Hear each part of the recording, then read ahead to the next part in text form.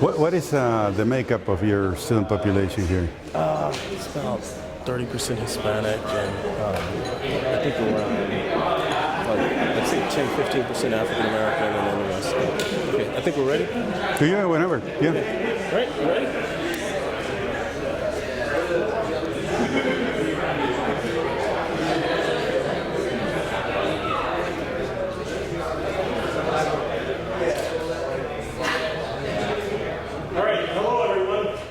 Happy Leap Day. Yeah.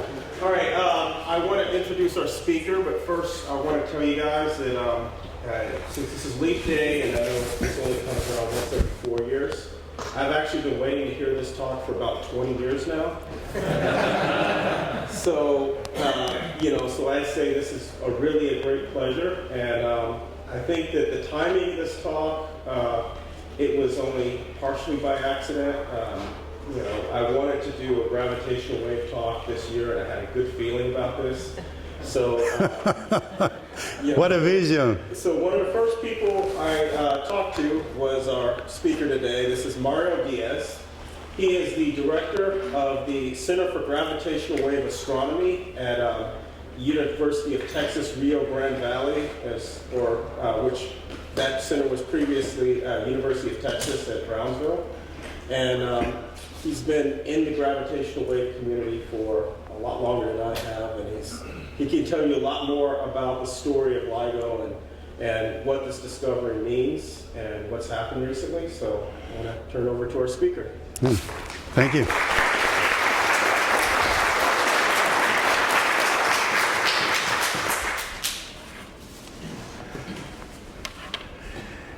Well, this is actually my first public talk about the discovery, and it's been all over the news, all over the world.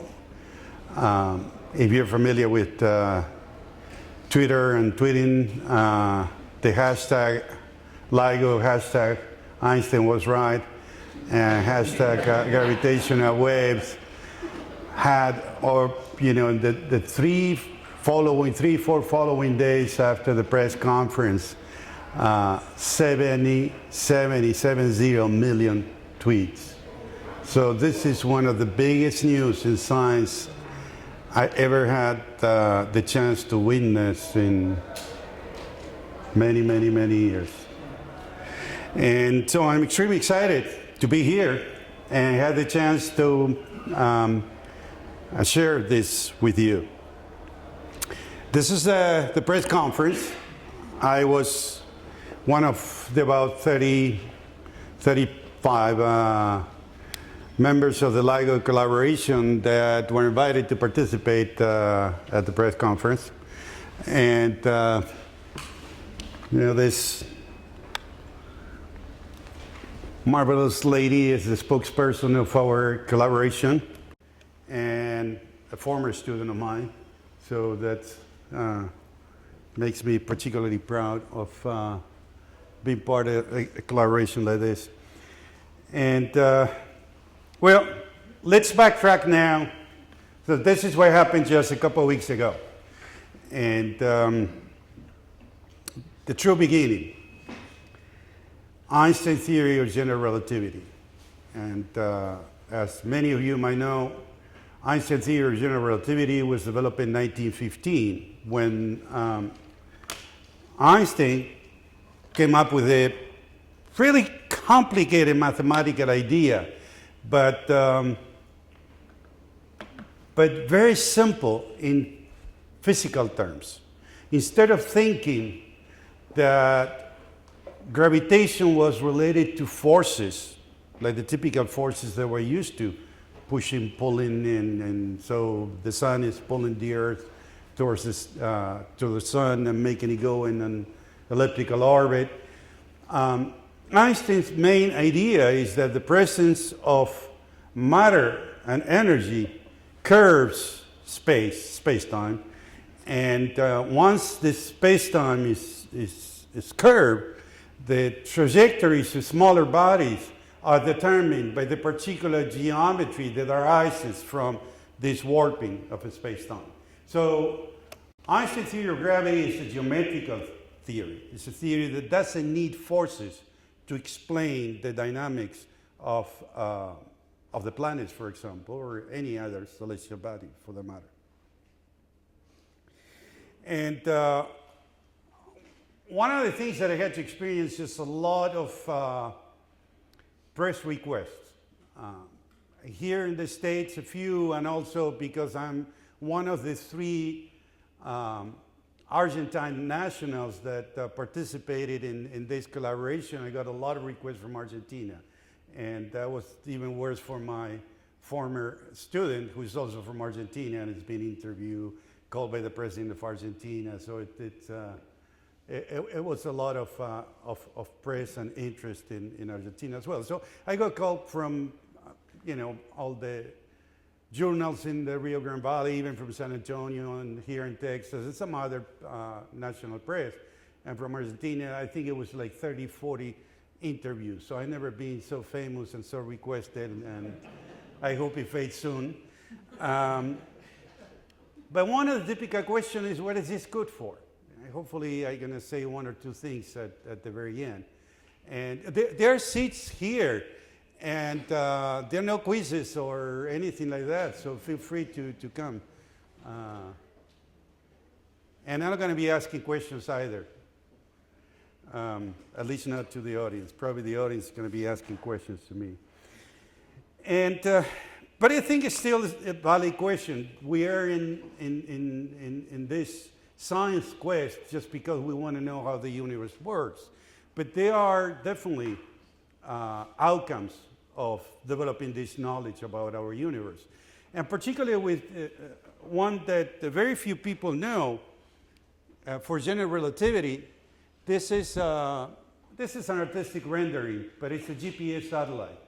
GPS uses corrections from the Einstein theory of general relativity to give more accurate position. Without those corrections, the accuracy of GPS wouldn't be the one that we see. So that's an example of an application of general relativity. So what is the main postulates of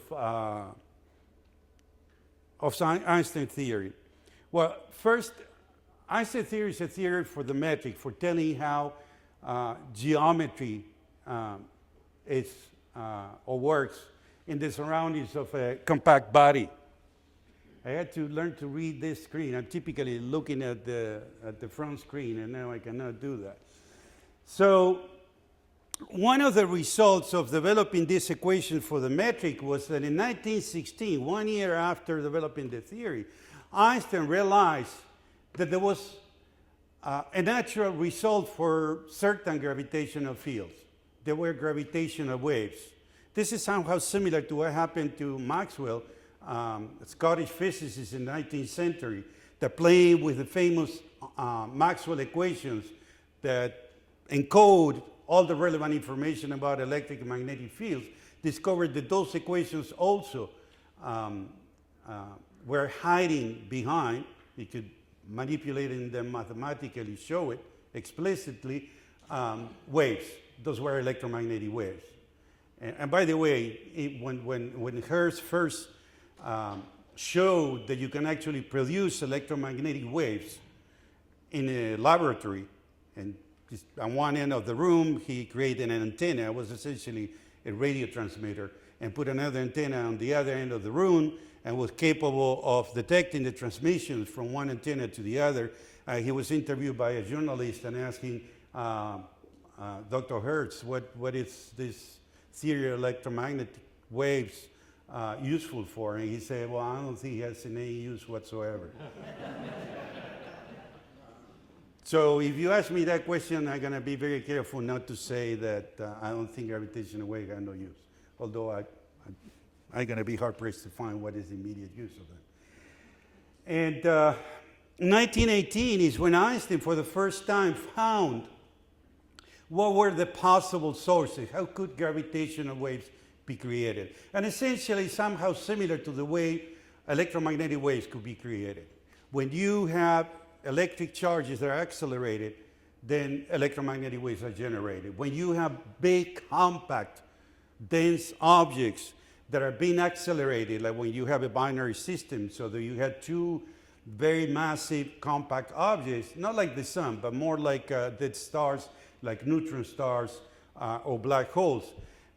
They make these indentations in the fabric of space-time. They are one moving around the other, and in this process, they emit gravitational waves. So he realized that there was this particular distortions in the distribution of matter being accelerated that were the source of gravitational waves. And but what is interesting and not many people know, it was that in 1936, just 20 years after realizing that the natural consequence of his theory was the existence of gravitational waves, Einstein thought that gravitational waves actually was a sort of mathematical artifact of the theory that didn't exist. And so there's a letter he sent to Max Born,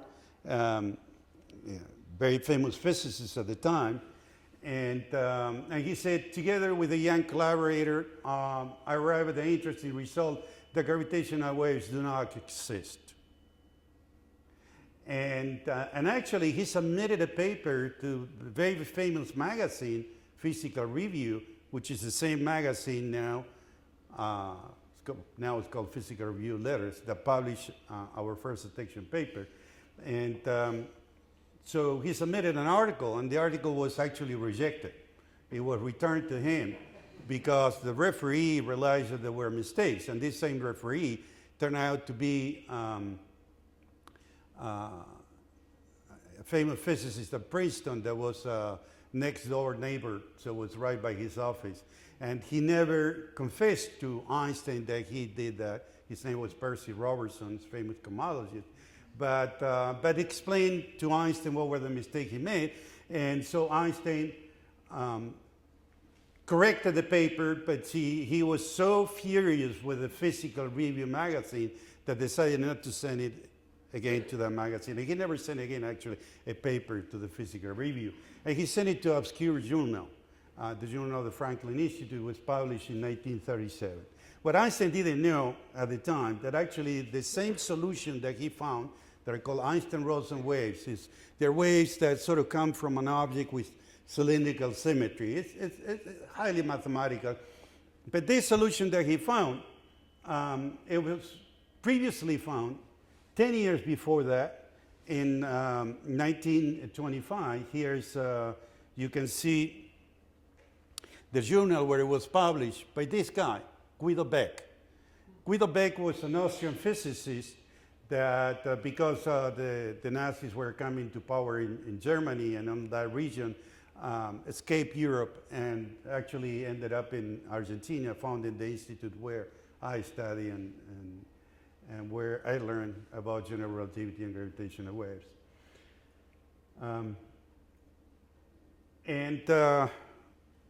For many years, from the 30s, when the first mathematical solution of Einstein's equation representing gravitational waves were known, until late 60s, I'm talking about a good 30 years, a lot of people had tremendous doubts about the existence of gravitational waves. Even when the mechanism for the production of gravitational waves were understood, no astrophysical sources showing this type of mechanism were known. You know, what we learn of astrophysics, I would say a good half of what we learned from astrophysics in the last 100 years has been essentially discovered and studied over the last 30, 35 years. It's much more recent, particularly with all the NASA satellites and the different instruments, Hubble telescope, and a lot of modern instruments in astronomy that didn't exist before. But in the 60s, this guy, Joe Weber, it was an engineer and a physicist at the University of Maryland. He decided to build the first detectors of gravitational waves. They were essentially resonant bars working pretty much under the same principle that a piece of glass could resonate with music and eventually break down because it's absorbing too much energy from the sound waves. So the idea was construct bars that were pretty big, about 1 ton, made of aluminum, that could resonate with the passage of a gravitational wave. And then it was a matter of measuring the vibration of the bar, and you could be detecting gravitational waves by doing that. It's truly a pioneer, and this bar on which Weber is shown working on this photograph is actually now sitting at the entrance hall of one of the LIGO labs in Hanford, Washington. So what are gravitational waves? Well, in many regards, you can think that are somehow similar to ocean waves. And they're very different from electromagnetic waves. They are ripples in the space, in the fabric of space and time. The analogy with the ripples that you find on the surface of the ocean is pertaining, although you had to imagine something now more three-dimensional in nature. And what is most important is that the information they carry is very different from the information that electromagnetic waves carry. Electromagnetic waves are light, or radio, or gamma rays, and essentially are produced by electrons that jumping in and out of atoms and matter in outer space. What you detect with gravitational waves is more the dynamical motion of very compact objects. While checking electrons that are coming, sending electromagnetic waves, we learn about the thermodynamical state of a system.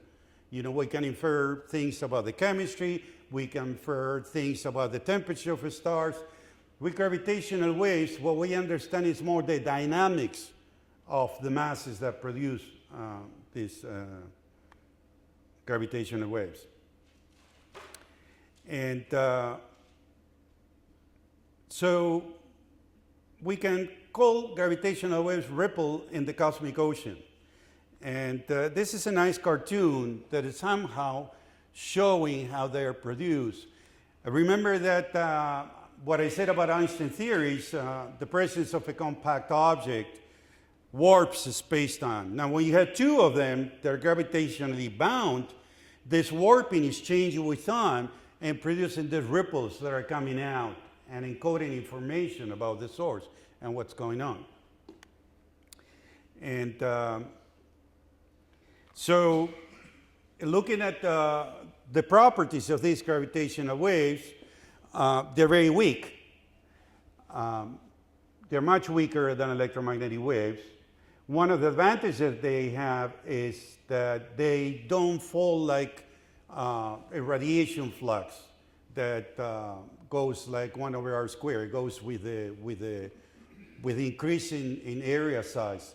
Gravitational waves go more like just 1 over the distance, which means if you increase, for example, the distance that you can look out for gravitational waves 10 times, the volume that you're looking at is 1,000 times bigger, for example. And electromagnetic waves have short wavelengths. Gravitational waves have very long wavelengths, extremely long.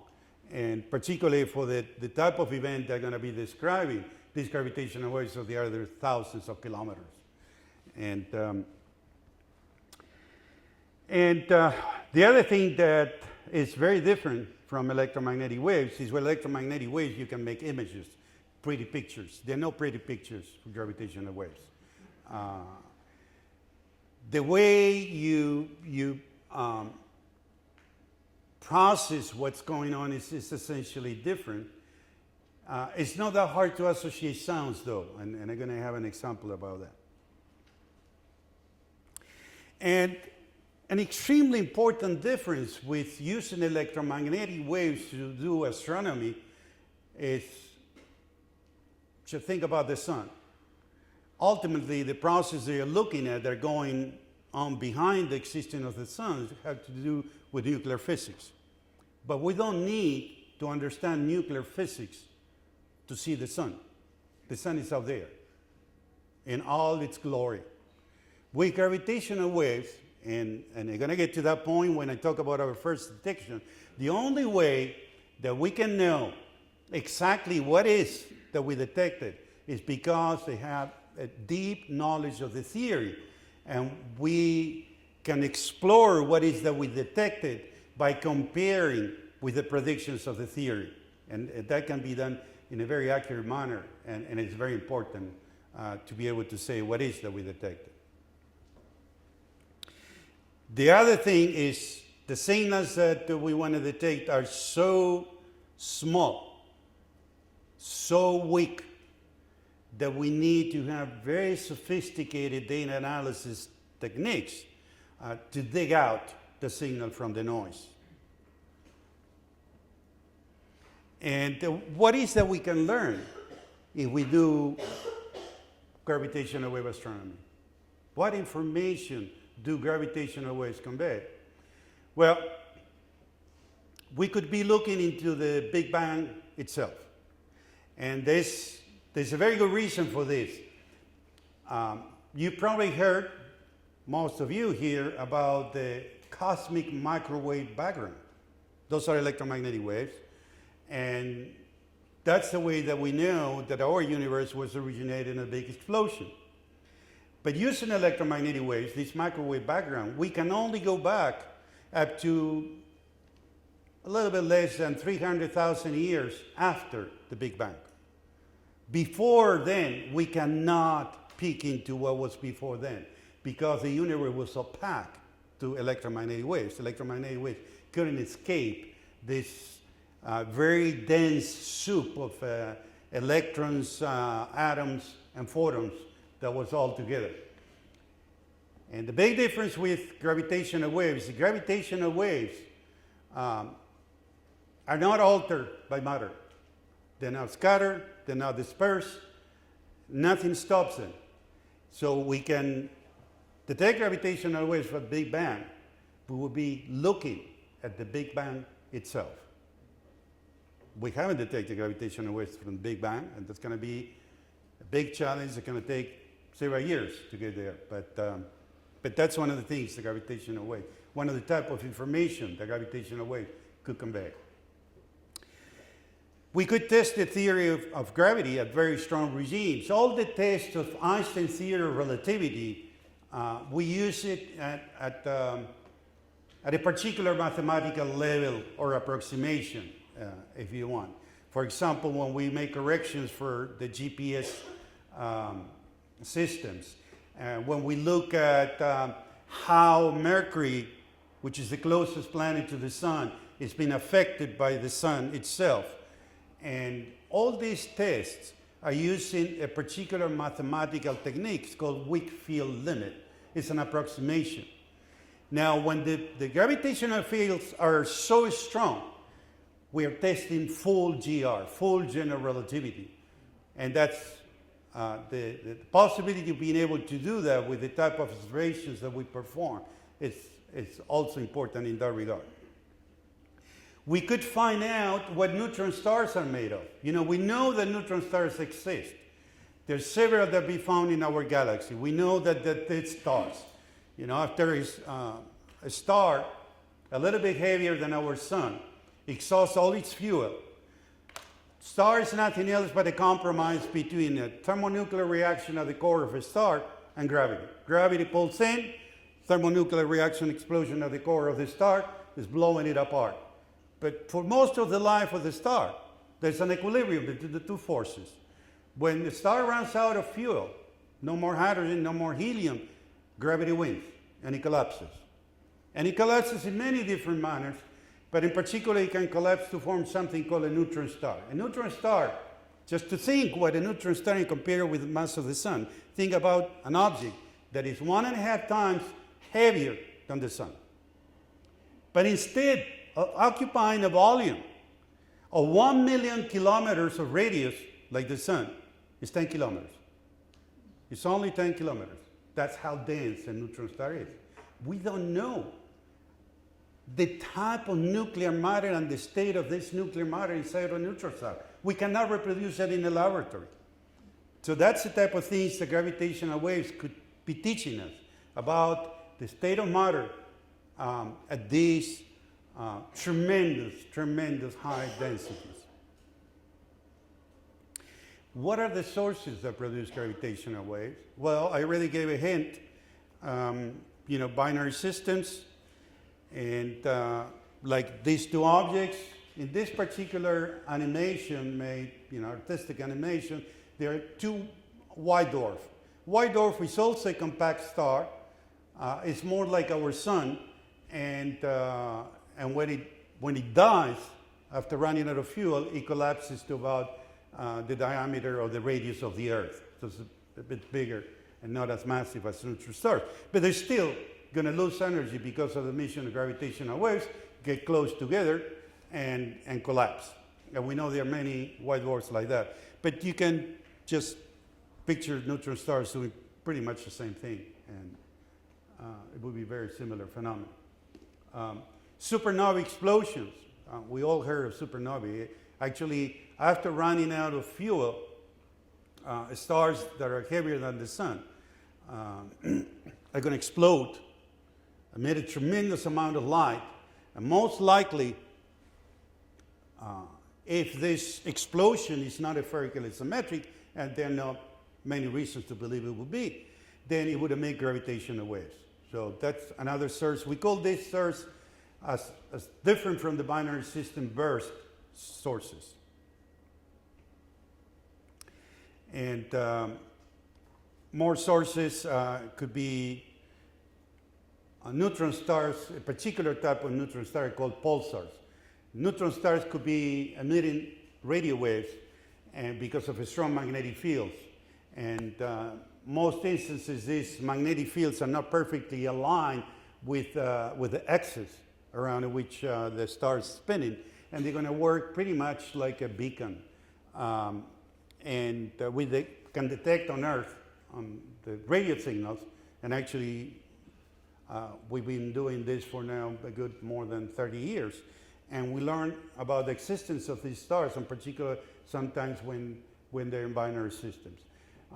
If these stars happen to be not perfectly spherical, sort of like a football, it actually don't need to be that exaggerated phenomenon. If they have little tiny mountains that are even millimeters of height, they would be emitting gravitational waves when they spin. And as I mentioned before, the Big Bang could be a source of gravitational waves. So sometimes I get asked the question, well, what are the wavelengths of gravitational waves? Are like electromagnetic waves where you have the visible, you have the infrared, the ultraviolet, microwave, gamma, X? Yes, they cover a very, very wide spectrum, going from thousands of kilometers to very, very short waves. On Earth, we are bound to detect gravitational waves pretty much. It's hard for me to see from here what I'm pointing at, but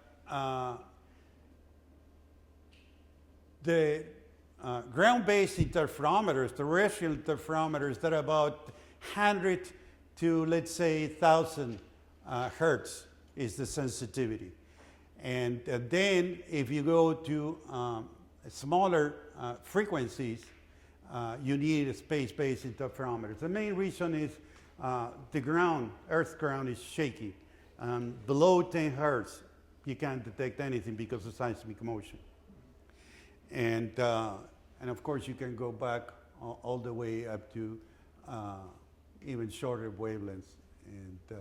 And in this area, using pulsars, you could actually detect the background of gravitational waves as well. And do we know that the potential sources of emission gravitational waves exist? Yes, we do. And actually, there was a Nobel Prize in 1993 to Holson-Taylor because they study binary pulsar. So two very compact, dense objects that are getting closer together. And by measuring exactly how fast they were getting close together, they match with Einstein's theory of gravity prediction to 1 part in 1,000.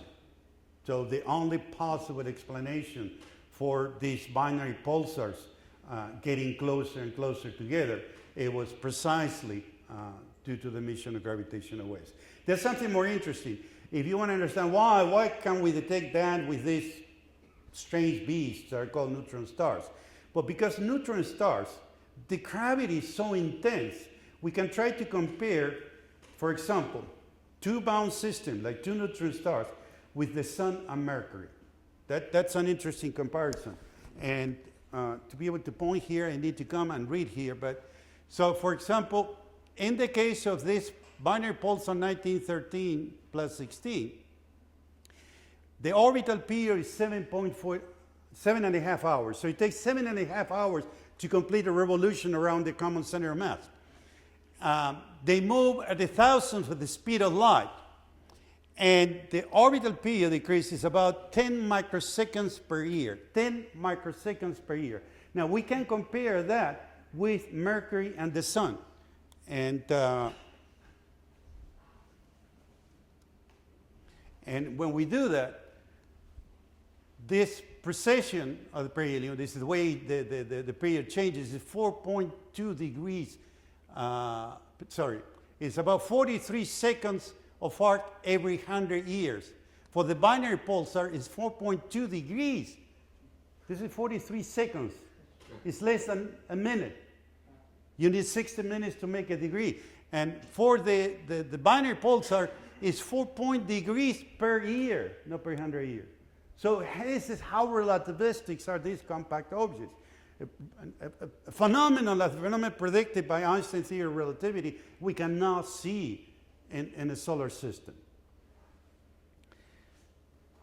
And how can we detect gravitational waves? Well, we can detect gravitational waves by looking at the effects of a ring of particles, for example. And here you have one. And so if a gravitational wave, so let's say that this ring of particles is precisely aligned with the plane of the screen. A gravitational wave comes perpendicular from behind the screen. It will move this ring of particles in the manner you're seeing with a timing that is the timing of the wave. This is the frequency of the wave. And here you can see a three-dimensional perspective that shows the effect better as the wave comes. And now we have several rings of particles and how it's affecting them. At least less bit strong, but still can be seen.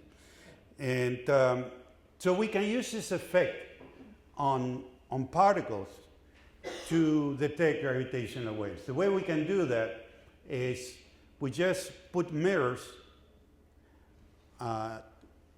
two ends of these arms. This is called an interferometer. And as the particle moves, these are the same two particles that I show moving in my previous cartoon. So I can use laser light to bounce it off, split it, bounce it off, travel an arm, and then get measuring the time it takes to travel along the arm if there is a change in the distance they took to do that trip. And by measuring the changes in the distance of the trip, I know if the arms have been changed, I know that the particle has been moved. This is a better cartoon for an interferometer. So, and it's pretty much the way the LIGO interferometers are. There are two mirrors on each arm, the two arms 90 degrees. The advantage that this has is doubles the effect, because as one arm gets squeezed, the other one is stretching. And you basically double the strength of the signal by doing this. And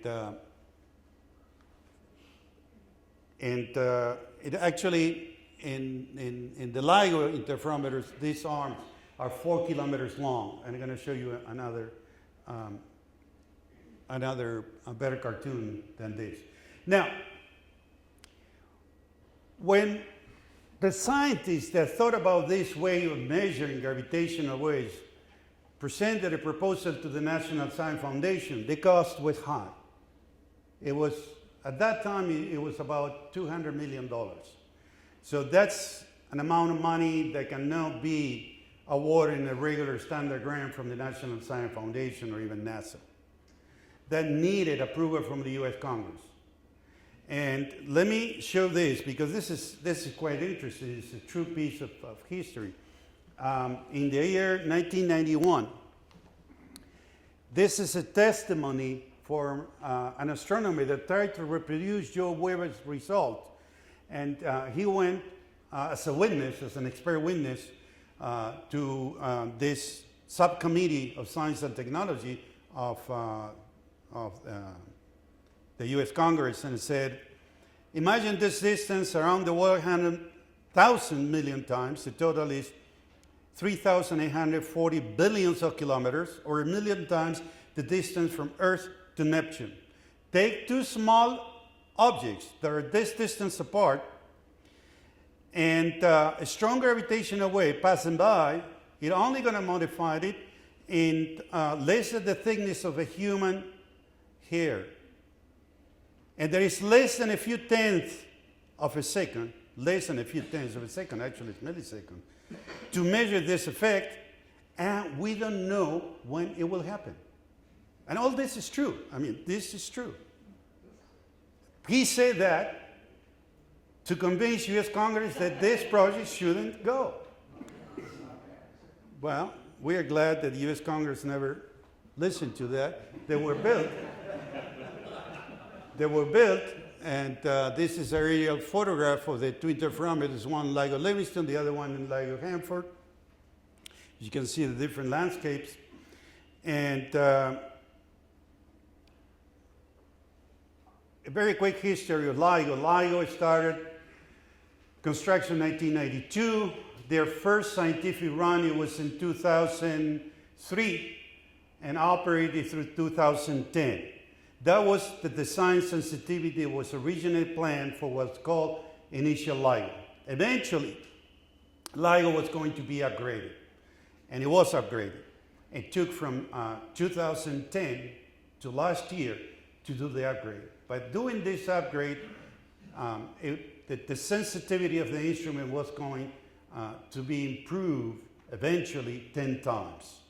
At the time when we were to start the first scientific run of the new advanced LIGO, that's how we call it, advanced LIGO, the sensitivity was 5 times better than initial LIGO.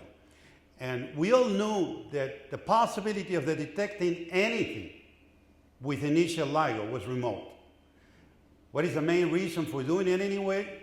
To develop the technology with a proof of concept, understand better how to build more powerful and precise detectors. And something that is very important for a couple of things that I need to say eventually is that the two interferometers at this distance apart, in terms of the time travel of light, is about 10 milliseconds. And notice that they are not aligned. Look at the two arms in red and in blue. They're not equally aligned. And that has some importance as to how you process the data once it's taken from that. And then there's a lot of technicalities as to how you accumulate power in the arms of the interferometer to reduce noise. That's one technology that is extremely important in this type of interferometers. But let me tell you now what we saw. The first scientific run was supposed to start on September 18th of last year. September 14th, we were finishing the last engineering run. And then all of a sudden, we saw this. 4 days before starting the actual scientific mode of operation. And I can explain what it is. Well, this is downsample, so you don't see the full wave, which I guess the most significant part of the wave. And this one is detected, the red one at the Hanford Laboratory. It was detected 7 milliseconds after a detection at the LIGO Livingston. So the one at Hanford happened 7 milliseconds later. Now, if you put it upside down and shift it, it's exactly the same way that you see on the other lab. So here they're superimposed. And the reason why you had to do the shifting is because of the different location, to compensate for location.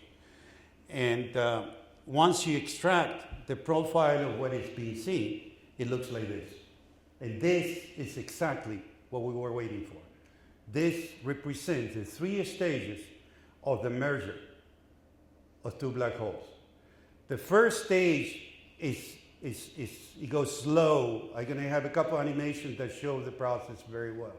And then eventually speeds up, lasting milliseconds, which is this part here, when it increases amplitude and frequency at the same time. It's like a chirp. That's what we call it, a chirp. And we're going to hear a sound associated to the chirp. And the same on the other detector. There's another way of looking at this that can be done in what engineers and scientists call time frequency map. So you have frequency on this axis, time on this other axis, and then a particular code to say how strong was at that time that particular frequency. That's the reason for the color. Very bright yellow means it was very intense. This is the typical signal on a time frequency map of a chirp. Very, very, very clear. Yeah, I still cannot forget my student. I have a student doing the PhD with me who was stationed at LIGO Livingston. And when he calls me and says, look what we saw, I said, well, yeah, but we still had to figure out the calibration of the detector and all this. And he said, no, I mean, this is strong. And couldn't believe it. It was incredibly strong. And here in this cartoon, you can see the stages where they still orbit around each other. And this is the profile of the wave. This is when they're getting even closer, and this is when they're almost now getting to collide, and that's the part of the chirp. And hopefully, if the sound is good, you're going to hear it this time.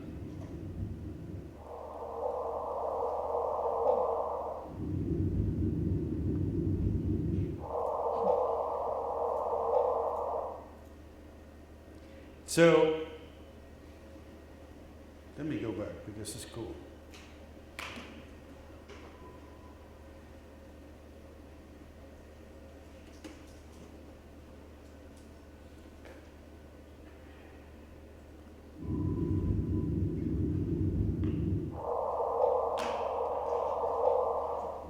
It turns out that the frequency at which this happened, which they peak about 150 hertz and a little bit more, is audible. So although this is not sound, you can reproduce it as sound. And you listen a couple of times because we change the frequency a little bit so they are easier to hear for the human ear. But that's, so we can associate a sound to this. And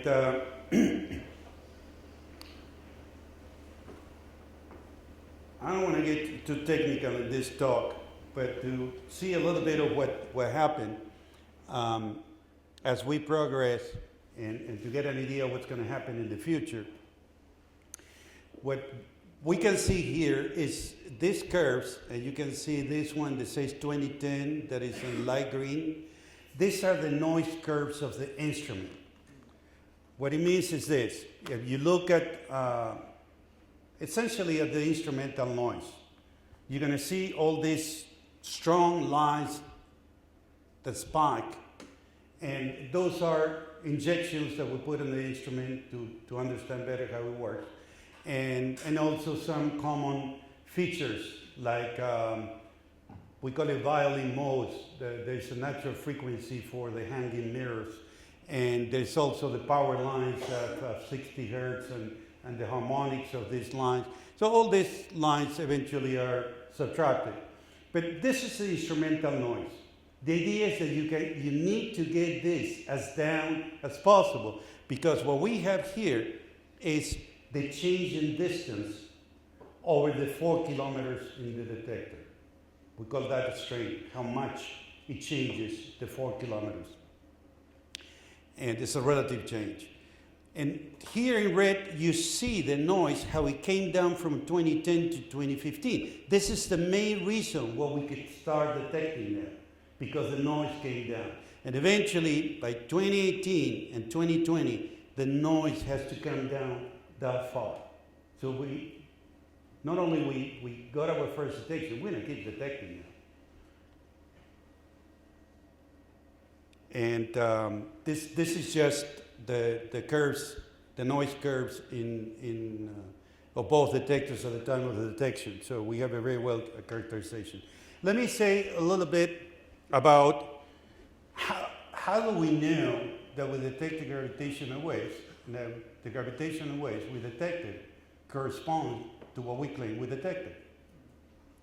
That's an extremely valid question. Any type of noise that you can imagine would affect the interferometers. People walking by, planes, storms. There's something called Schumann's resonance, which is the general electromagnetic vibrations that we have in the atmosphere that we humans don't perceive, and that would affect the detectors. Seismic motion, that would affect the detectors. The tidal crusts. We all know about tides that are produced in huge amounts of water like oceans and big lakes, but tides affect the Earth crust, and those are detected with interferometers. So we have more than 1,000 environmental sensors to assess the noise in the instrument. That's one thing. And of course, we assume that there's no intrinsic correlation between the detectors at the two sites. There's no reason to expect that. There are some common sources of noise, like, for example, lightning strike that is at the same distance of both detectors, probably going to affect them both the same manner. But we look at all those instruments, but also there is a chance that you have something that we are not very sure what it is. It behaves like the collision of two black holes. And what are the chances that affects both detectors within the travel time of phenomena between those two detectors? So what we do is a very simple technique, which is two time shifts. So you shift the data between the two detectors a time that is larger than the time it takes for light to travel from one detector to the other. And it produces a lot of, we call it time series, a lot of shifted slides, and see what are the things that are coming above the common noise. They're little spikes, several of them. We call those events. And we compute the statistic. We essentially do a histogram of those events, which is what you can see here. This is the histogram. Here are some of the candidates. And now when you do that, there are two ways, well, probably many more ways of doing this, but we chose two particular ways. One, looking at the excess of energy in the detectors without any particular model. We call that a model burst. So we just a particular technique to look for those. And those are on this plot on the left. And then we use precise waveforms that we know from theory using templates until we find a template that matches what we have. And we did a separate statistic with these time slides. This thing that you see here is our event. Look where it is with the unmodeled burst source. It's still at 4.4 sigma. And then when doing the template matching, this particular filtering with templates, the same gravitational event is also standing out from all other possible events that we have, and this particularly with more than 5 sigma. And this means 99.99995% probability that it's a detection. So that's the way we know that we have a detection. It's extremely loud. And this is an interesting animation.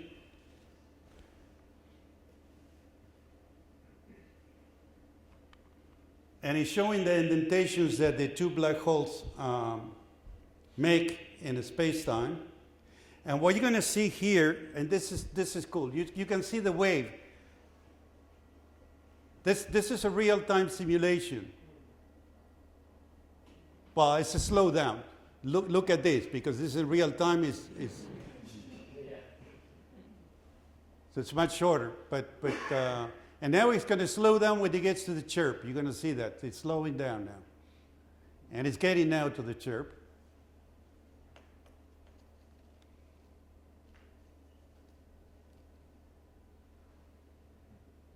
Stops. And it continues now. We have a way of modeling the 3 different stages of the collision of the black holes very well. You know, the one is called using what we call Newtonian approximation. Then right at the moment of the collision, we use full numerical relativity, which is solving in computers. And then at the very end, we call it a ring down, is when it's like having just one perturbed black hole that is the final result. Here in this other animation, I'm going to show you now the properties of the black holes that we saw. What I like about this animation is that it gives a little bit of the feeling for what are gravitational waves in terms of these ripples in space. It's sort of showing the background, so the space as a jello. If it was a jello, it would be very stiff jello. But still you can see how it vibrates.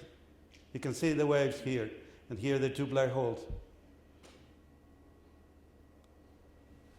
And this eventually is going to show you how is this affecting the Earth in an extremely exaggerated manner, of course, but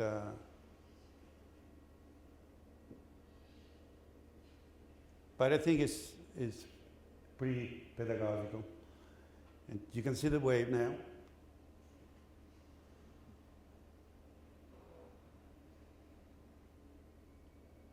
And now this is showing the phenomenon that we detected happened 1.3 billion, so 1,300 million years away from us. Now it's showing the effect on Earth.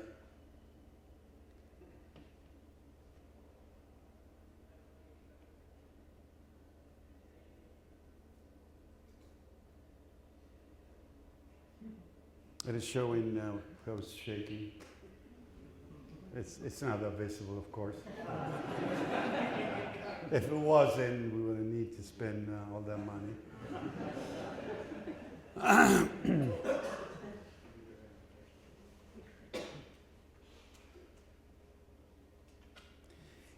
And now, what it's going to show is the size of the two black holes.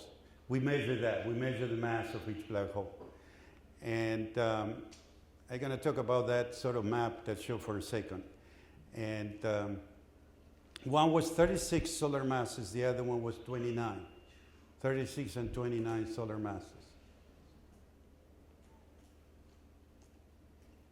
And eventually they're going to merge together. And it's 62. What happened there? You know, the number was 65, right? The combined masses.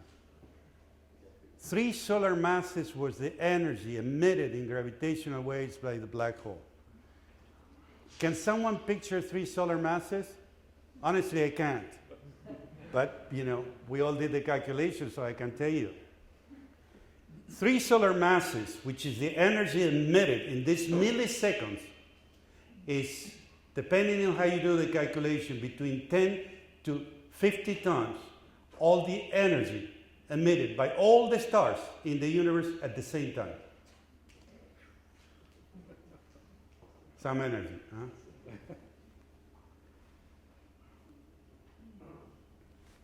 I need to get to the end of my talk, and I'm going to do it a little bit quicker. But the reason why I'm showing this is it's a particular gamma ray burst. Gamma ray bursts are gamma radiation that detected mainly by satellites. NASA has one called SWIFT, also detects in X-rays, now mainly X-ray. And then there's another called Fermi. And we know there are 2 types of gamma ray bursts, you know, explosions of gamma rays that last, you know, a few seconds and get here to Earth. The ones that are shorter than 2 seconds, most likely we think, but we haven't, it hasn't been proved yet. Most likely is a fusion of 2 neutron stars, or a neutron star and a black hole emitting those gamma ray bursts. For the ones that are longer, we have a very clear association. The association is with supernova explosions. And the point of showing this slide is there's a good chance that gravitational wave events have electromagnetic waves associated with them. And that's the reason why a tremendous effort was put into developing a network of astronomers willing to follow up gravitational wave events. And I'm going to skip this slide. This is the type of cartoon showing how the gamma ray burst can happen and how it could be an optical emission associated with the merger of 2 neutron stars, a neutron star and a black hole. Most likely, when there are 2 black holes, nothing is going to come out. But we don't know for sure yet, but nobody expects it. And what is important about this is something that started to be called multi-messenger astronomy. Combine different observations with different tools, different telescopes of the same event to get a much more complete picture of what we are observing. So because of that, there was an electromagnetic follow-up. As David mentioned, I'm a member of the LIGO scientific collaboration, but we're a second hat. I form a collaboration of optical astronomers trying to follow up these events. That is here. It's called, no, from here I cannot see it. Here it is, TOROS, the Transient Optical Robotic Observatory of the South. So what we're trying to do is respond automatically to gravitational waves events and follow up. But in any case, what LIGO provides astronomers is sort of a map where this intense color shows the most likely localization of the source. LIGO cannot detect very well. It's like sticking to your ear to the ground to see where noise coming from, but all you can see is from here or from there, but you can't point to precise location. We have sort of a similar problem with the detector. In this case, because there were 2 only, eventually we're going to have a network of detectors, and they're going to be 3 and 4, but even with 3, 4, or 5 detectors, the error box for localization is going to be big, which means astronomers participating with instruments that can scan large regions of the sky are going to be very important. So what this is showing, the possible localization of the gravitational wave event that we observed. It came from the southern hemisphere, actually in the direction of one of the clouds that you can see in the southern hemisphere. It's called the Large Magellanic Cloud. And this is a list of all the groups. About 20 groups of astronomers participated in this effort. And I think it was fairly important. This is showing how we tile between the different astronomers the probability region of localization for the gravitational wave that we call 150914. And this is a web page from my particular effort in this area. We're trying to build a wide field telescope in this area, in Atacama, in South America, which is the driest place on Earth, so no clouds, and very high, about 16,000 feet high. So a good place to do astronomy. That's where the site would be located. And actually that's one dome that we have, and this is where we put some other instruments that participated now in the observation. Eventually we want to have a larger telescope there. And what we use, because this telescope that we want to put in Atacama weren't functional yet, we use this telescope, which is in Córdoba. And actually, just 2 or 3 days after we were doing this, the astronomy picture of the day, I don't know if you know about this website, it's called Astronomy Picture of the Day, APOD, and published this picture taken pretty much about the time we were following up the event out in that place. The question is, now what? And I heard this question many times, now what? And it's a good question.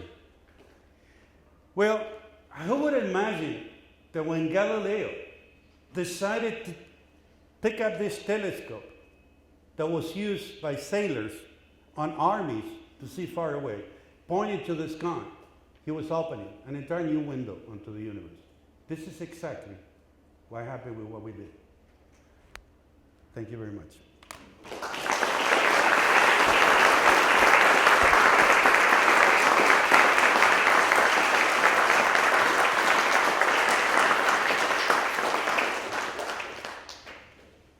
Questions? Yeah.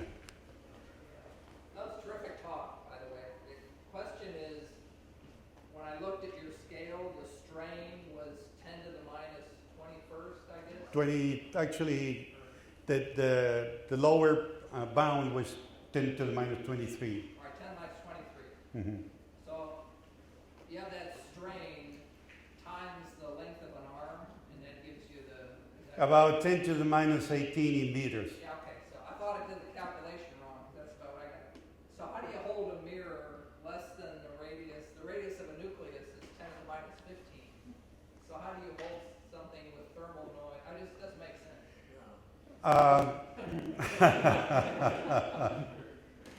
Well,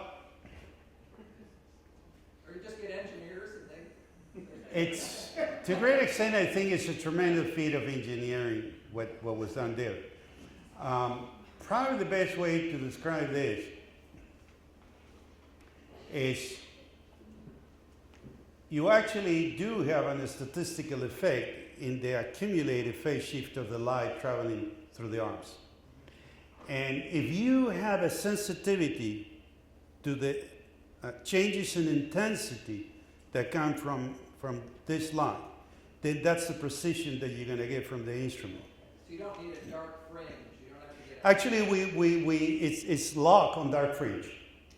So the instrument is locked on dark fringe, but because when you do calculation, simple calculation, it's more sensitive to the dark fringe than in the bright fringe. But yeah. All right, I guess that helps a bit. You don't need a whole half wavelength or quarter wavelength shift. You just... No, I mean, and the light is bouncing back and forth, so it's, yeah. Okay, thanks. Yes, it's actually a resonant cavity. They call Fabry-Perot interferometer. Oh. Yeah, I didn't want it to get too technical Yeah, with the talk. Yeah. It's doing that. Yes, ma'am. Yes, hello. Very, very good talk. 2 questions. The first one is Einstein made his discovery of the photoelectric effect, which he got the Nobel Peace Prize in 1905. And I wanted to find out, there's discussion that this is more so than the theory of relativity, more directly connected to the breakthrough of this discovery in terms of his understanding of the bending of light and various other things. Wanted to see what your thoughts on that were, because there's some discussion coming out on that. So that's my first question. Well, let me see. Let me repeat it to see if I understood it correctly. What you're saying is that Einstein received the Nobel Prize not for this, but for photoelectric effect. Correct. And I'm not sure I understood your question in terms of. Is there actually relationship? There was question on discussion going around that there was more of a relationship to that discovery than there is to the theory of relativity. Oh, okay. What do you Well, think about that? Actually, Einstein developed the general theory of relativity because he wanted to apply a theory that was valid in the absence of gravitation. He wanted to create a theory of gravitation that would include the principle of special relativity. And what is the relationship of that with the photoelectric effect? Honestly, I think the answer is none. 1905 is called Annus Mirabilis because he did 3 groundbreaking pieces of work in the same year. One was the photoelectric effect that was essentially using quantum mechanics to predict electric transmission through photocells. Then he did a masterpiece on Brownian motion. So it's essentially explaining atomic motion at a level that was never done before. And then special relativity. Probably in terms of the immediate implications, not only scientific but technological, the photoelectric effect was more revolutionary, and that's the reason why he received the Nobel Prize for that. And in my mind, I think it was Max Born also, the one that he said that Einstein's theory of general relativity is the most beautiful masterpiece in the history of science. It's formulated from the ground up, taking into account basically the theory of special relativity, and in a manner that is mind-boggling. You know, it's totally beyond the scope of my talk to discuss how he was thinking, the different steps he was following to get to this simple idea of gravity is nothing else but geometry. But I strongly recommend reading a wonderful book by Abraham Pace. That was a philosopher and it was a physicist. It was the companion of Einstein at Princeton, and he wrote a scientific biography of Einstein. The book is called Subtle is the Lord. It's a beautiful, beautiful book, and particularly explains the genesis of Einstein's thought to develop the theory of general relativity. But I'm not sure I answered your question. Okay, maybe something not. Well, the other question I had was on the relationship that this has brought together in terms of bringing nations together, particularly the excitement that you're seeing around what the further investigation on this discovery of gravitational wave being done by China. And also you have nations such as India getting involved as well. Mm-hmm. And some of the relationship in terms of what we can learn further from this by the different satellites that are going to be ground-based and also space-based that China and other nations are building. What can we learn from this? What can we develop further? Yeah, well, that's an excellent question. Actually, when I got involved in this field with thanks to NASA, NASA gave me a grant to study gravitational waves back in 1997. And because at that time NASA was thinking about putting a gravitational wave antenna in space. The name he had at the time was LISA. And eventually it was very expensive, budget cuts, and it was originally going to be a joint mission with the European Space Agency. And NASA decided to pull out, and then the European Space Agency sort of downgraded the mission to something called ELISA, but it still was in preparation. There is a mission that was launched this year, which is testing some of the technology for LISA. It's called Pathfinder, and was the launching just happened a couple months ago. European Space Agency put it in orbit. What I think is going to happen now is that it's a good chance that NASA and European Space Agency as well get back together and say, well, now we have to go for this. I think it's a good chance that might happen, and then we might have the advantage and the beauty of gravitational wave space antenna. It's no, it's going to detect in a different range of the spectrum. It's going to detect in the range of millihertz and tenths of a millihertz. And what you have is a complete different beast here. You have like the binary pulsar of Holston-Taylor that we cannot detect it on Earth because right now the type of frequency at which is emitted gravitational waves, that the binary pulsar that show at the beginning of the talk, that is a proof, that indirect proof that we know that gravitational waves exist. That one could be detected by missions like LISA, but also supermassive black holes and stellar black holes falling into these objects could be detected. So it's a tremendous, very zoo of exotic astrophysical objects that we can detect and learn from. But I think many other countries are probably going to start thinking about getting on board. Until 10 years ago, I know many physicists that thought that it was going never to happen, that it was a dream, and just only a dream. Yeah. Can you describe what it felt like when you found out about the discovery? I remember telling a colleague of mine while we were, going up the elevator at the National Press Club in Washington just a couple of weeks ago. I said, I think I'm still in a state of suspended belief. I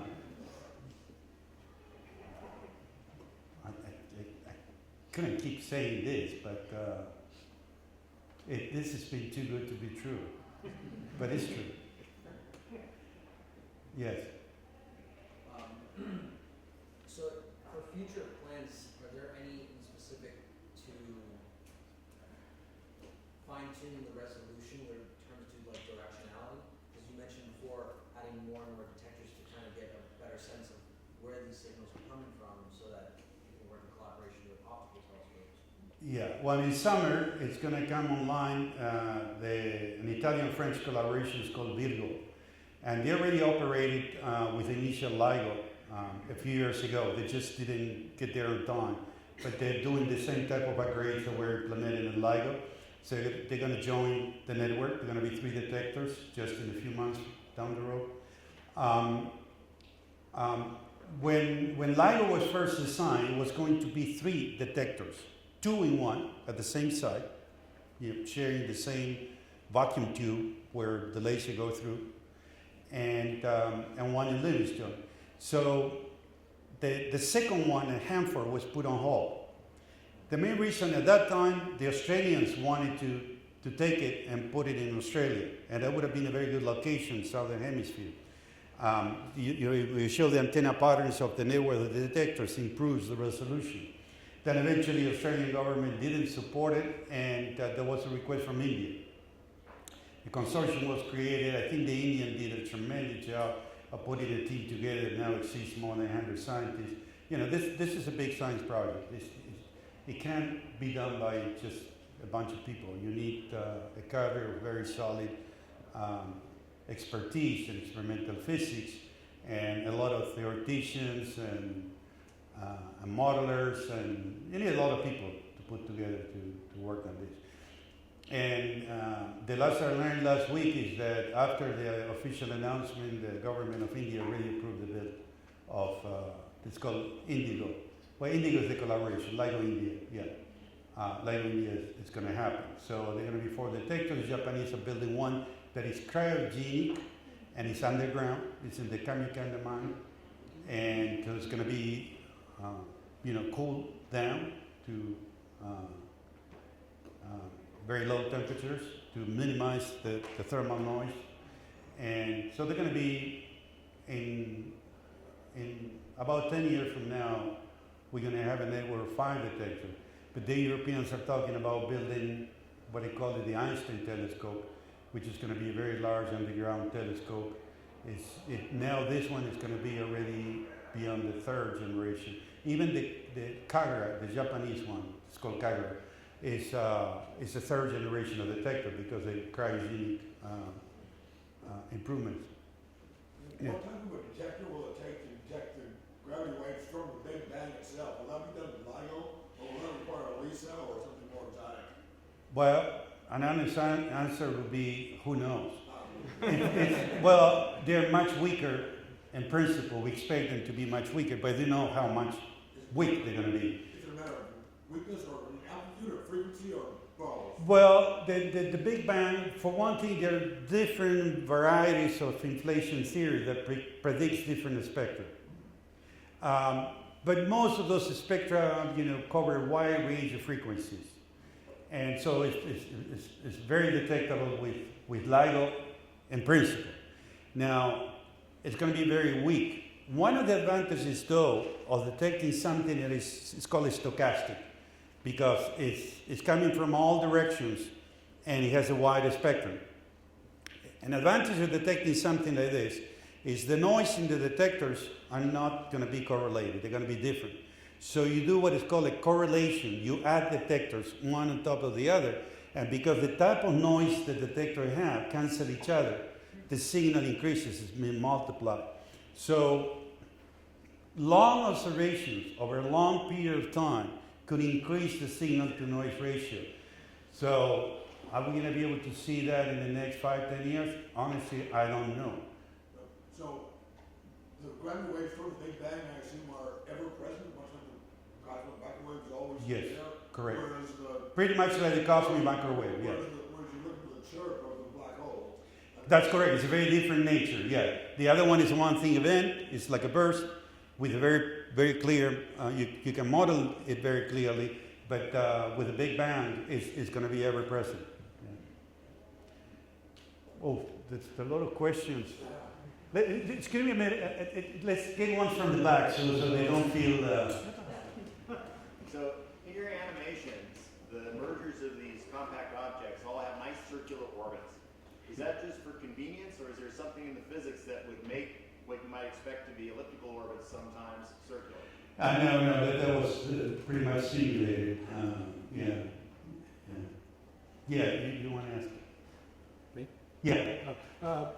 In the future, assuming better detectors and more detectors, is there opportunities for detecting non-supermassive type objects like binary systems, planets going around in orbit, that sort of thing? Me walking out. You're going to have to speak a little bit louder because I'm not very good. Is there an opportunity to see non-massive, supermassive type objects like planets going around stars, binary stars, that sort of thing, that are non-collapsing events?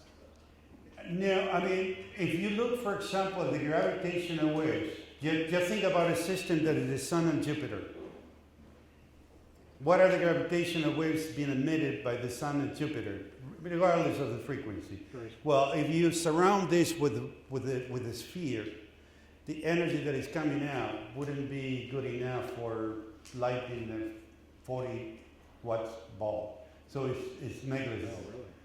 You need these huge masses that are present in neutron stars. Neutron stars, binary, the binary pulsar, not only the stars are 10 kilometers in radius, but the two stars are 100 kilometers apart from each other. It's hard to imagine, these things there. That's when you're going to take the gravitational waves, definitely. Yeah. Yes. Yeah, based on your data that observed, can you estimate how fast the gravitational wave travels? How fast travels? The speed of light. Same as the speed of light. So speed of light is predicted by Maxwell's equation and by permittivity and permeability of the space. Mm-hmm. So this gravitational wave is actually associated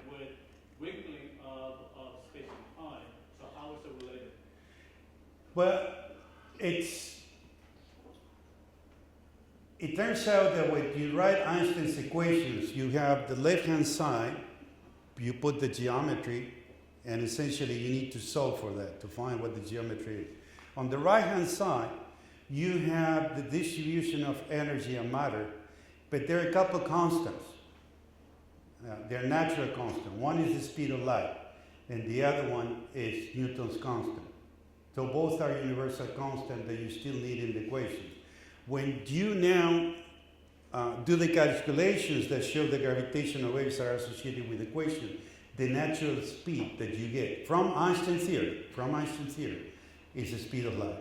Now, there are theories of gravity that are corrections to Einstein theory and not full Einsteinian in nature. People thought about them just by adding factors, scalar field, mathematical artifacts, just trying to predict one thing or another as testing. So not necessarily in all alternative theories to Einstein's gravity, the speed of a gravitational wave would be the speed of light.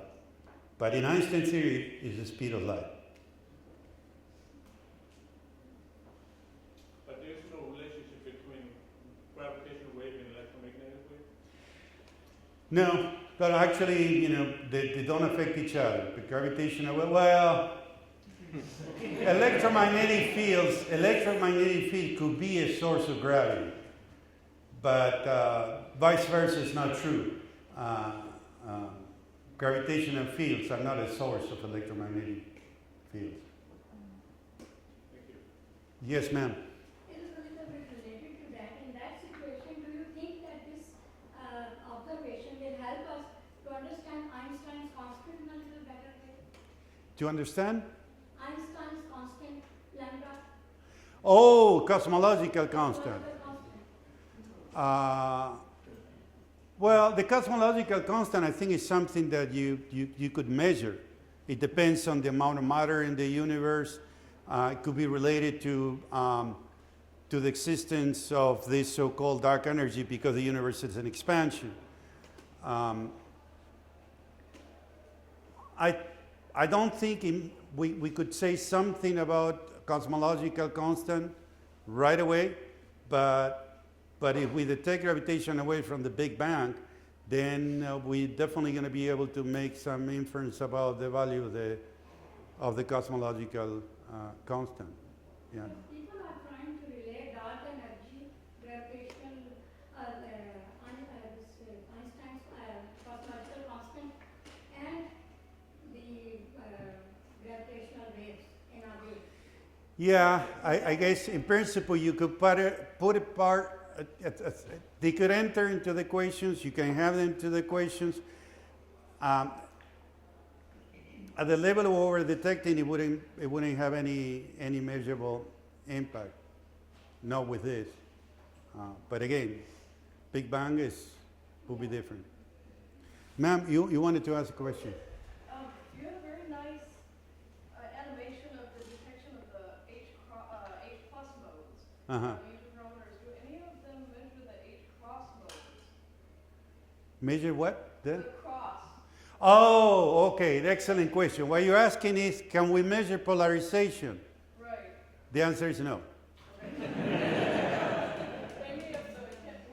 Well, you will need more detectors and a better network to be able to assess the different polarization modes.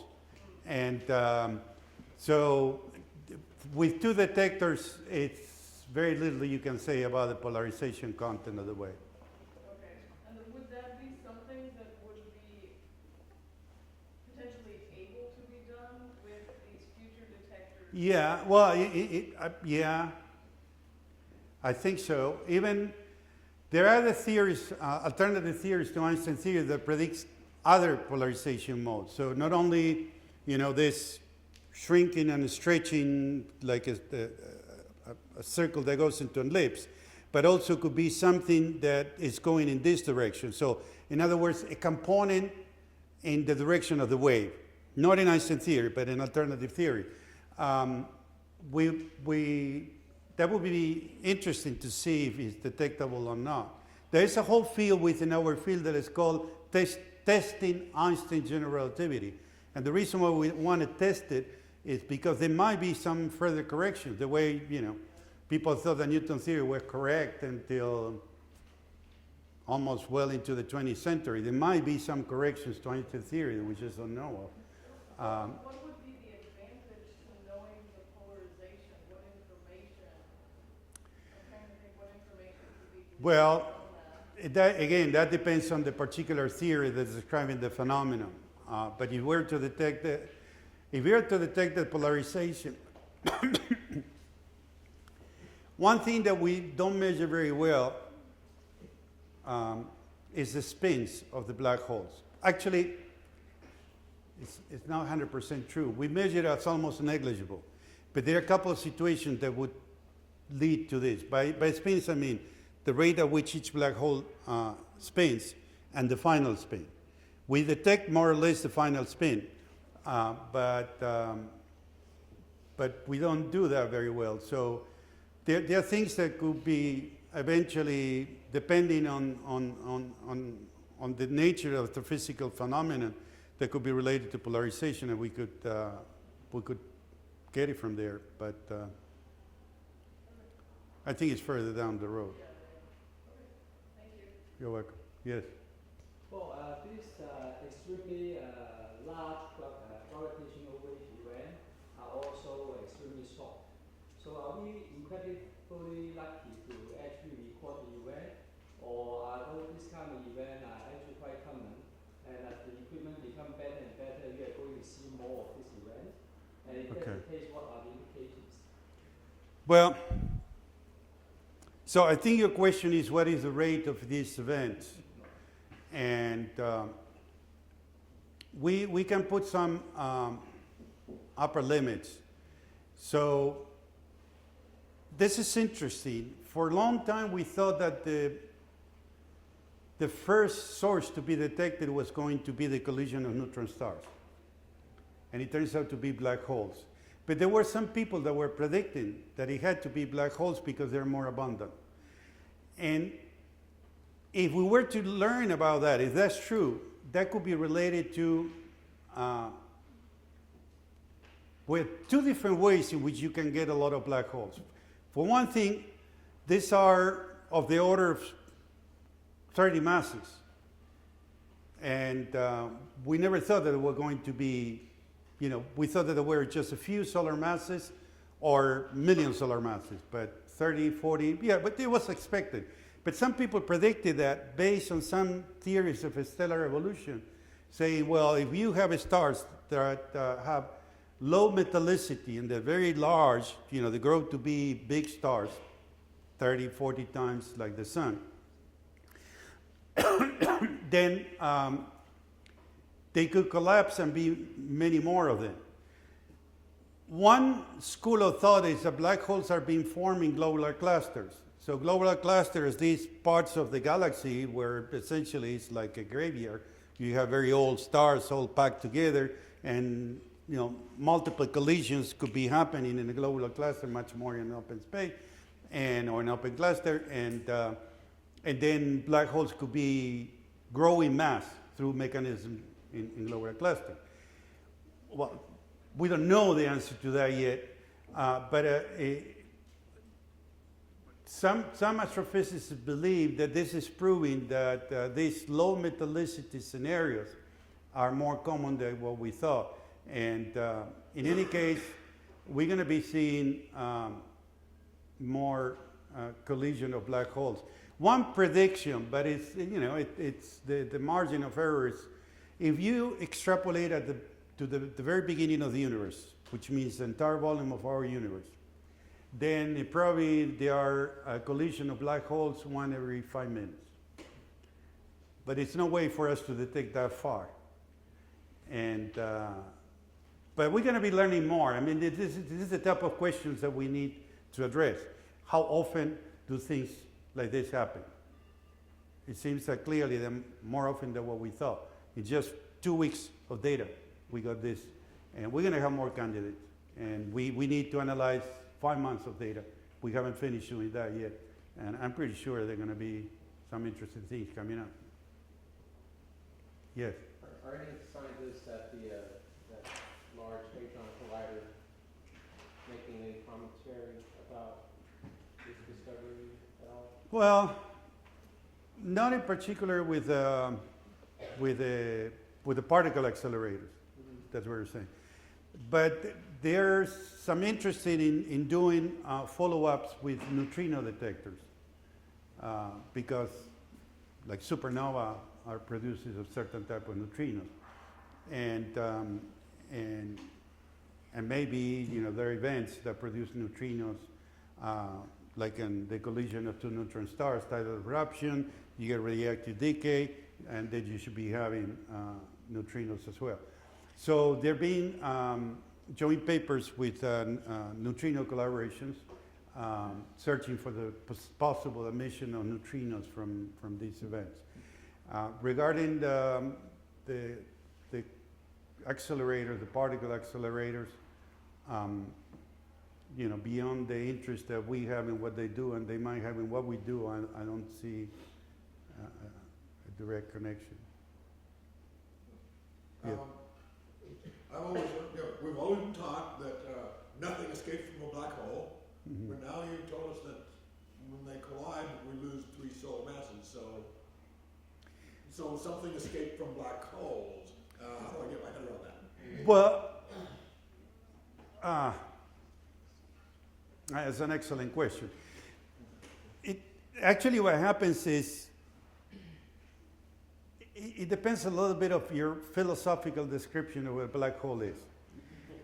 You can think that black hole is a place of very high curvature, extremely high curvature in the geometry. So it's extremely curved geometry, and it's a space-time curved geometry. Now, when you had 2 of those, you there have this extremely curved geometries that are affecting each other and making this curvature go away, and they go away as gravitational waves, as energy, and that's what we see in the mass loss from the black holes. So you don't truly get information. All the information that you have is gravitational waves. So it didn't come out in any type of thermodynamical information. So in that sense, I think thermodynamically you're still within the realm of no information coming out. Yes? I have a 50 questions, so I have to try to figure out the main ones.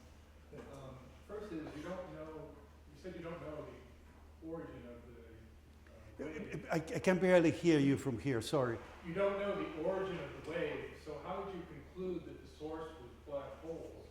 Oh, okay. No, yeah. This is an excellent question. If there were neutron stars, the shape would be very, very different. It would be affected in the shape. So what we do is we have several people doing what is called numerical relativity in our collaboration. So they solve Einstein's equation with computers. One thing that we can now do is create a template or a bank of templates of all the possible waveforms, because that would take a lifetime and it wouldn't be enough. But once we know approximately the characteristics of the signal that we're getting, they go to their computers and try to extrapolate, adjusting the, so it's sort of a hierarchical approach. They already know more or less the amplitude and they know more or less the frequency, and they can infer which parameter of a space to search with computers and get now there was one of the, you probably couldn't see from there, but it's a very nice question, yours, and it's right to the point. So when I show this,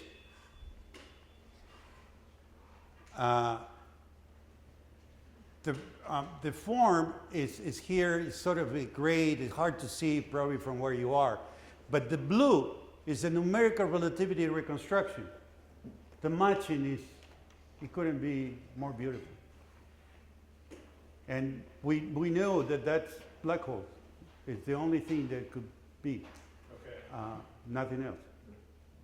I guess the other question I'd like to ask is, how long did you wait between when you saw this in the data and when you made the announcement to when you stayed concerned a few years ago?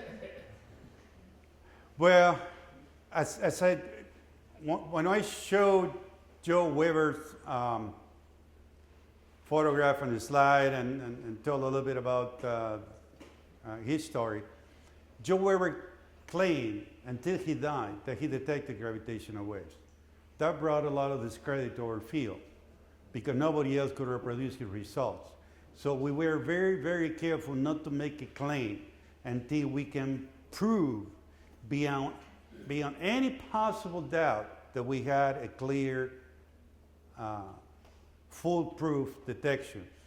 That's the reason why we waited almost 5 months. And we went through a protocol that's called detection process, step 1, step 2, step 3, step 4, and reviews. And this paper that was published, believe it or not, was discussed at teleconferences where there were at least more than 500 people participating at the same time.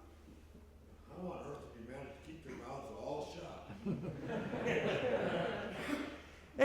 To a great extent, I think it's been a wonderful experience to belong to a collaboration like this. I think who is in science in Congress, U.S. Congress, Lamar Alexander, I think? Yes. Because there was a hearing about this just last week. And our spokesperson, the director of LIGO, and David Shoemaker, who is also one of the scientists at MIT, they were invited to a Congress hearing.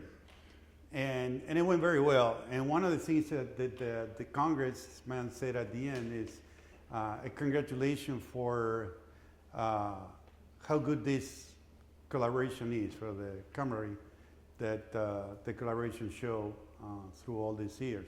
And I think it's true. It's a nice place to work with in terms of the colleagues, the respect that there is for each other, and it's my only experience with scientific collaboration, so I don't know if this is true with a high energy physics collaboration. They're even larger. They have more than 3,000, 10,000 people, some of them. I don't know how they work, but ours work very, very well. And yes, sir. Do we understand the mechanism by which the energy of the masses of the black hole is translated into gravitational waves? It's very similar to the question that the gentleman asked here. The mass of the black hole is what produces this warping in geometry. So it's a mechanism by which the geometry is being altered now. If you have a quiet black hole, a black hole that is quiet there, alone, lonely, nothing will happen. No gravitational waves. It wouldn't be emitting gravitational waves. The reason why we have gravitational waves is because you have two black holes altering each other's geometry. And that's the way they're losing energy. And so essentially that's the way they're losing mass too, because that's the reason why you have 3 solar masses less in the resulting. And here all you have to do is just think in terms of Einstein's formulation of energy. Mass is energy too. Yes? In the data you've collected over these past few months, is there, do you predict that this data can tell you anything about the wave dynamics, like such as interference and attenuation of gravitational waves? There's no interference between gravitational waves. They are not affected by anything. Even if you would have 2 sources like? No, they're gonna. It's gonna be like all other type of electromagnetic waves. Yeah, you're gonna have to be careful to disentangle one from the other, and you might not be able to do that. But in principle, they're just adding one on top of the other. And, yeah. So on this plot here, how far apart are these two? When you're doing that in the final show, how far apart are these? Are there? Oh, they're way overlap? yeah. Well, you could look. You know, they're more curved like holes, so the radius of the event horizon is not the Schwarzschild radius. I forgot now the number, but you can actually do a calculation about the radius of the event horizon. But I don't remember now exactly. Yeah, there was some other question. One more question. I think, oh yes, I saw so many hands. I've never been asked so many questions at anyone, which is lovely, by the way. But yeah. The exaggerated simulation that there was an animation of the ripple like in the Earth. I mean, obviously that's exaggerated, but could you get close enough? If you were close enough, could you actually see that kind of ripple? Oh, it's much worse than seeing it. You will feel it. These are tidal forces. If, as I mentioned, you know, the tides that come from the interaction of the sun and the moon are felt by you know, any water surface big enough, but also by the Earth's crust. Now, the tidal force here, and tidal means the difference between the gravitational field here and the gravitational field here. So if you look at the gravitational field of this piece on your head and under your feet, they're going to be doing this. It's going to be pulling you apart well before you get close to them. So like at like 1 light year away, is it still very strong? And that's a calculation that can be done. Yeah. Oh, yeah. Remember, it goes like 1 over the radius. So when you're very close, you get the full-blown thing. I mean, look at that energy. The energy, as I mentioned, is calculated to be at least 10 times the total energy emitted by all the stars in the universe at those 5 milliseconds. So it's, yeah. No, you don't want to be there.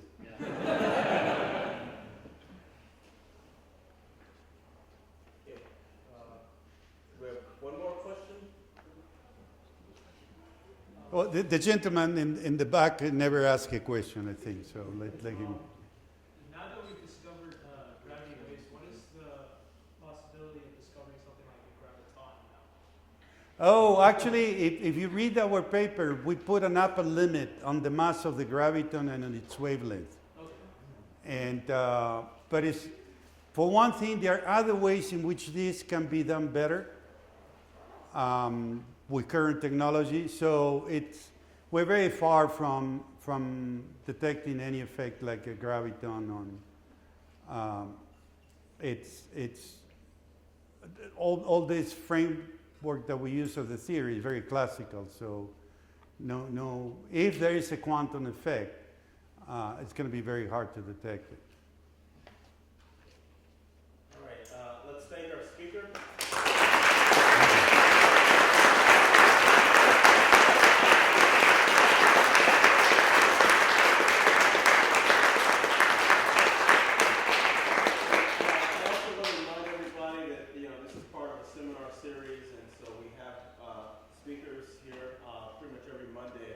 Please check our website for other talks. Thank you.